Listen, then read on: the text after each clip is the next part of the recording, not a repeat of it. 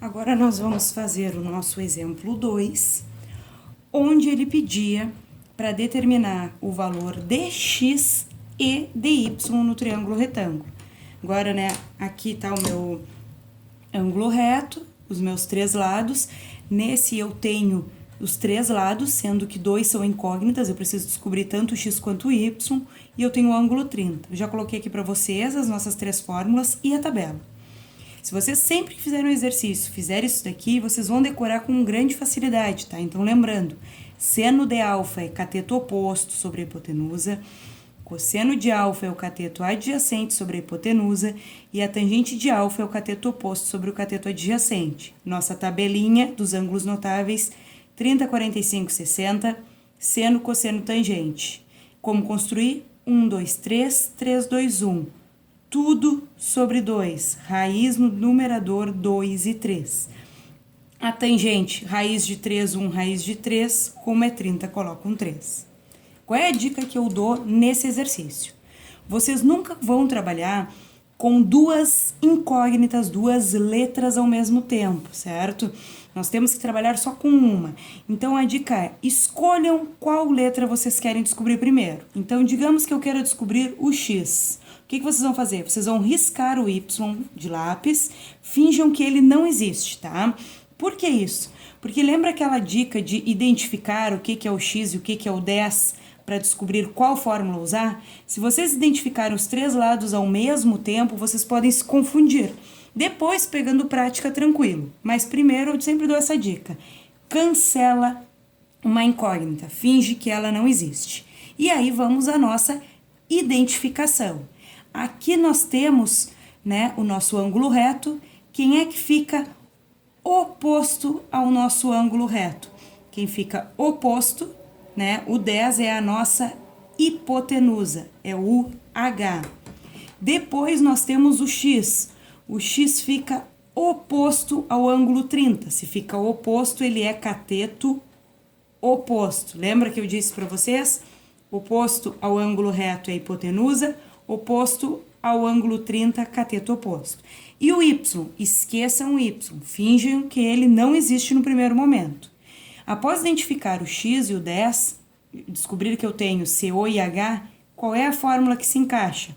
CO e H é o nosso seno. Então, como o exemplo anterior, eu escrevo a minha fórmula, seno de alfa, CO sobre H.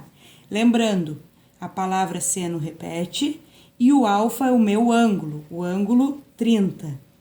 O meu CO, quem é o CO? É o x, e o meu H, minha hipotenusa, é o 10. Então, substitui o ângulo, alfa, que é 30, o cateto oposto, que é x, e a hipotenusa, que é 10. Agora, eu tenho que lembrar a combinação da palavra seno com ângulo 30 está na minha tabela. Seno de 30 é 1/2, então eu coloco 1/2 igual a x sobre 10, e aí nós resolvemos a nossa igualdade de frações, multiplicando em x. 2 vezes x igual a 1 vezes 10.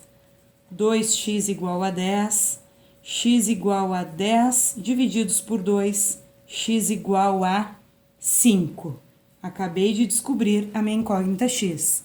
E agora, como nós temos duas letras, agora eu vou fazer a mesma coisa para o y. Eu vou voltar a ter o meu y e agora eu vou riscar o meu x. Agora eu vou fingir que o x não existe.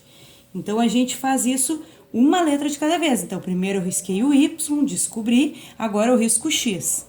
Já tinha identificado quem era o 10, que era a minha hipotenusa, certo? Então, agora eu preciso identificar quem é o y. Como o y, ele entra em contato com os dois ângulos, ó, o y está tocando tanto no ângulo reto como no 30, ele é o meu cateto adjacente, CA. E aí eu vou procurar qual é a fórmula que usa CA e H. CA e H é o cosseno de alfa. Então, cosseno de alfa é CA, cateto adjacente, sobre a hipotenusa. Então, olha que simples fica. Se vocês identificarem os dois lados, então esquece o x. O y eu sei que é cateto adjacente porque toca nos dois ângulos. E a hipotenusa eu sei que é 10.